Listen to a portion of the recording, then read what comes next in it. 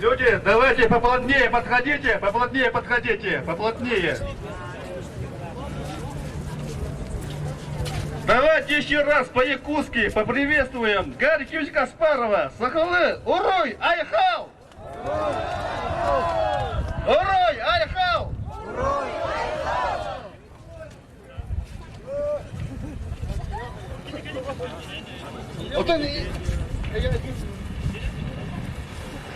Сейчас слово имеет председатель Народного фронта Якутия Лароса Иван Иванович Шамаев.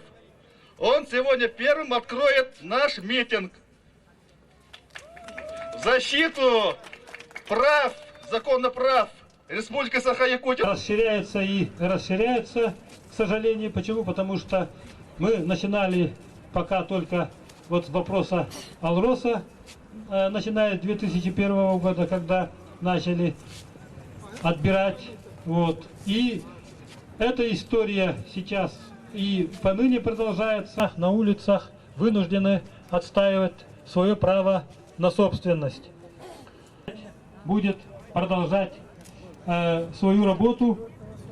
Какие, значит, сейчас наше правительство выступает, значит, до 2018 года гарантированно, вот, и они надеются вот на это уже и очень тяжелейшим условиям. Вот Россия, вот она наша страна, наша Родина. Даже хочет сделать здесь Гарри Каспаров. Вот, но наша страна, движение, межрегиональное общественное движение, наша страна, не даст ему это сделать. Давай, оранжевую дурь! Давай, оранжевую дурь!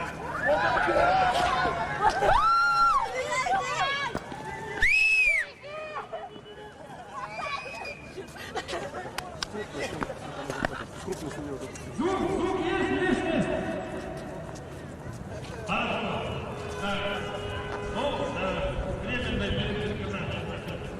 прошла, мы продолжаем. И